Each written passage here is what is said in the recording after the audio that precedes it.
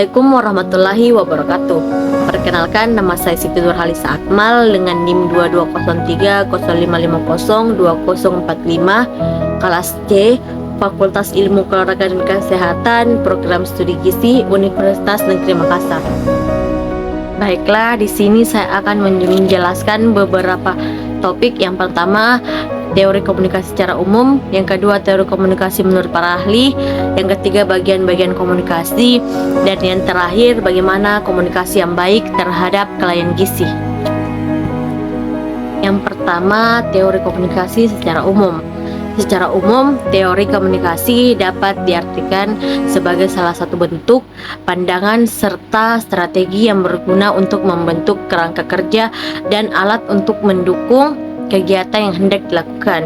Di dalam proses komunikasi, teori komunikasi memegang peranan sebagai pembina yang berfungsi untuk membentuk serta merangkai sebuah kaidah komunikasi. Yang kedua, teori komunikasi menurut pandangan para ahli. Yang pertama, menurut Little John, teori komunikasi merupakan salah satu teori atau gabungan dari pemikiran kolektif yang diperoleh dari kesatuannya sumbernya dengan memusatkan pada topik berupa proses komunikasi. Yang kedua, menurut Crane and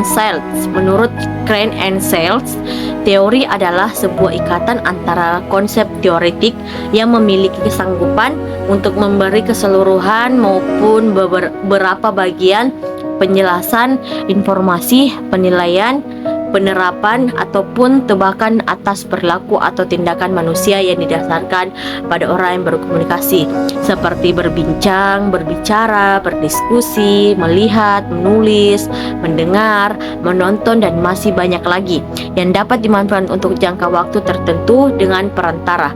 Yang ketiga, menurut Borman, teori komunikasi adalah salah satu kata ataupun istilah yang memiliki arti timbal balik untuk seluruh pembicaraan atau komunikasi, disertai dengan penelitian yang dilaksanakan dengan kehati-hatian, terstruktur, dan secara sadar mengenai komunikasi tersebut. Selanjutnya, ada 6 komponen dalam komunikasi.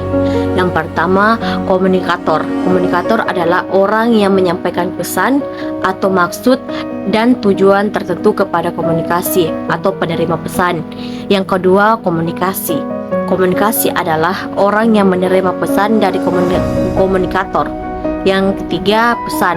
Pesan adalah isi dari sesuatu yang ingin disampaikan, bisa berupa maksud atau tujuan. Yang keempat, media. Media adalah alat atau penghubung sarana dalam penyampaian pesan dalam komunikasi. 5. Feedback. Feedback adalah umpan balik atau respon dari komunikasi tersebut. Yang keenam, efek.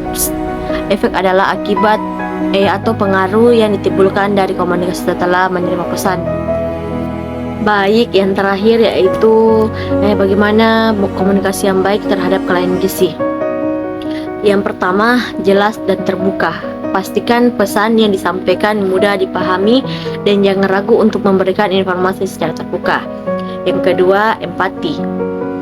Dengarkan dengan penuh perhatian dan berusaha memahami kebutuhan dan keinginan klien.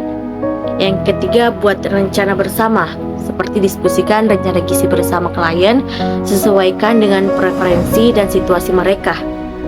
Yang keempat, edukasi. Berikan penjelasan mengenai nutrisi dan manfaatnya dengan bahasa yang mudah dipahami kepada klien. Yang kelima, berikan saran yang realistis. Bantu klien untuk mengatur tujuan yang dapat dicapai dengan realistis dan berkelanjutan. Yang keenam, tanggapi pertanyaan dan kekhawatiran. Pastikan kita sebagai konselin untuk menjawab pertanyaan dan mengatasi kekhawatiran klien dengan bijak. Yang ketujuh, dukung proses perubahan. Seperti jika klien sedang berusaha mengubah pola makan atau gaya hidup, berikan dukungan dan dorongan positif. Yang kedelapan, jaga privasi klien. Hormati privasi dan kerahasiaan klien, serta jangan membagikan informasi tanpa seizin klien. Yang kedelapan, fasilitas pertemuan. rutin.